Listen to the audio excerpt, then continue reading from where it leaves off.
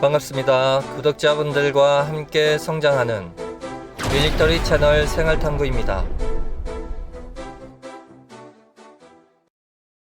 러시아 국방부는 독도 영공 침범이 있던 날 저녁 주 러시아 무관부에 전문을 보냈습니다. 2019년 한국 전쟁 이후 타국의 군용기가 대한민국 영공을 최초로 침범하여 전쟁까지 갈 뻔했던 사건. 2019년 7월 23일 러시아 Tu-95 폭격기 2대가 한국 방공 식별구역을 무단 진입했고 A-50 조기 경보 통제기 한 대가 독도 영공을 2차례 침범한 사건이 발생했습니다. 이는 6.25 전쟁 정전 이후 타국의 군용기가 대한민국 영공을 최초로 침범한 사건입니다. 당시 한국 국방부는 이와 관련해 러시아 무관을 초치해 항의를 하였고 러시아는 수긍하는 듯 했습니다.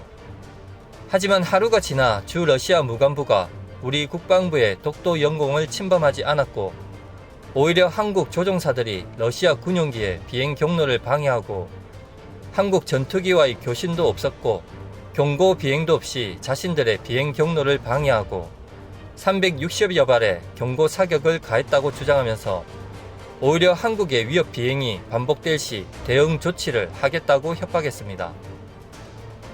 아무튼 당시 러시아가 발뺌을 했지만 한국 군용기는 정당한 절차에 따라 신속하고 과감한 대응을 한 것으로 국내외에서 유명했습니다. 미 국방, 러시아 한국 영공 침범, 한 명확히 대응, 러시아 군용기 한국 영공 침범, 한국 공군 경고 사격으로 즉각 대응하다. 경고 방송, 그리고 차단 비행, 마지막으로 경고 사격이 있었습니다. 중국과 러시아 군용기가 카디즈에 무단 침범한 데 이어 러시아 군용기가 독도 영공을 침범하자 F-16 전투기로 근접 비행을 하며 360여 발의 경고 사격을 가했습니다. 그런데 웃긴 게 독도 영유권을 주장하던 일본 반응은 러시아가 시네마현, 다케시마 주변 영해를 침범했다며 뒤늦게 전투기를 보냈죠.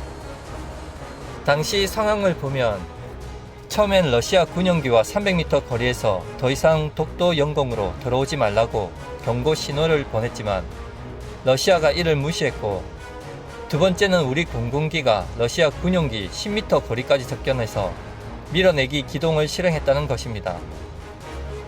육상이라면 10m 거리가 상당히 멀리 느껴지지만 양측 군용기 모두 수백 킬로미터 속도로 비행하는 중에 기류에 따른 기체가 흔들리는 건 물론이고, 이런 상황에서 조종관을 조금만 살짝 움직여도 수십 미터씩 기체가 움직이는 상황에서 거대한 러시아의 조기 경보기를 상대로 10m까지 접근해 끝까지 밀어내기 기동으로 러시아 공군의 의지를 꺾어버린 건 정말 우리 척 공군 조종사가 목숨을 걸고 임무를 수행했다는 것이 확실한 것이죠.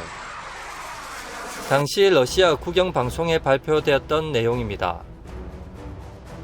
대한민국 전투기들이 중립구역에서 비행 중인 러시아 폭격기에 대한 요격을 시도했다.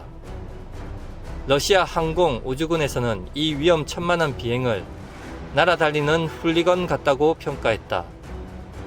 세르게이 콜빌라시 러시아 항공우주군 사령관의 말에 따르면 대한민국 국방부 대사에게 사건 내용이 담긴 외교 문서를 전달했다고 한다. 당시만 해도 자기들의 주장은 무조건 한국 측의 잘못으로 주장했는데, 당시 러시아 공식 전문입니다. 독도로부터 25km 떨어져 계획된 항로로 비행했고 영공은 침범하지 않았다. 전후 사정은 모르겠고 일단 러시아 A-50 조기 경보기가 독도 영공을 들어와 날아다닌 건 사실이니 러시아 측 잘못이 확실한 것이었죠. 그리고 당시 미국의 마크 에스퍼 신임 미국 장관은 이 사건에 대해 명백한 러시아의 한국 영공 침범으로 규정했고 대한민국 공군의 적극적인 대응에 극찬을 했습니다. 사실 처음 러시아의 행동은 자기들 말처럼 실수가 아니고 의도된 것으로 볼 수 있으며 대충 넘어가려는 분위기였죠. 이번 독도 영공 침범은 6.25 이후 타국 군용기가 대한민국 영공을 최초로 침범한 것으로 파장이 컸습니다. 하지만 한국의 대응은 정말 적절했습니다. 카디지에 진입해 비행한 것도 아니고 독도라는 우리 영토를 침공하였고, 공군의 대응은 정석이었고 조종사는 목숨을 걸었습니다. 당시 윤상현 외교통일위원장이 막심 볼코프 주한 러시아 대사 대리와 이 사건에 대해서 이야기했던 내용을 보면 정말 속이 시원합니다. 1983년 구소련이 영공 침범을 이유로 우리 민간 항공 여객기 칼 007기를 미사일로 격추했다. 내 나라 영토가 중요하면 다른 나라 영토도 중요하다. 이번 사태는 러시아 정부의 사과가 반드시 있어야 한다.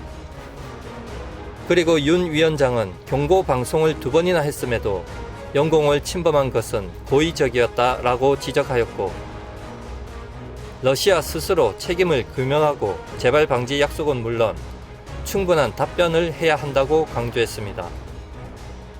그리고 그 후 7월 25일 한국 러시아 실무 협의를 통해 자기들 기기 오작동이 있었다고 하면서 웬일로 자신들 잘못은 절대 인정하지 않는 러시아가 이 사건을 적극적으로 해명하고 향후 한국과 러시아의 관계 발전을 희망한다는 메시지를 보냈습니다.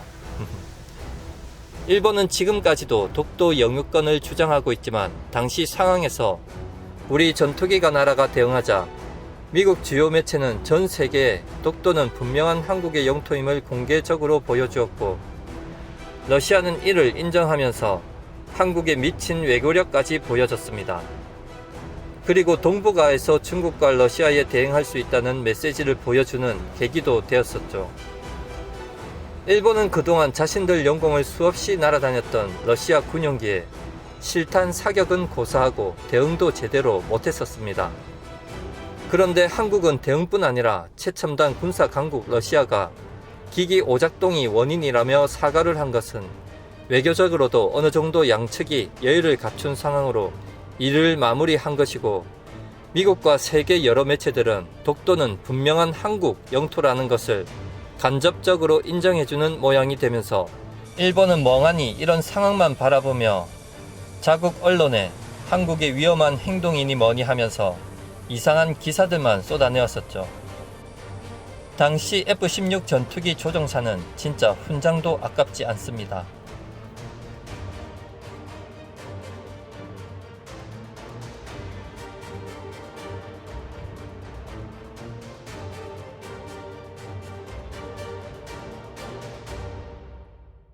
시청해 주셔서 감사합니다. 구독과 좋아요 알림은 기쁨입니다.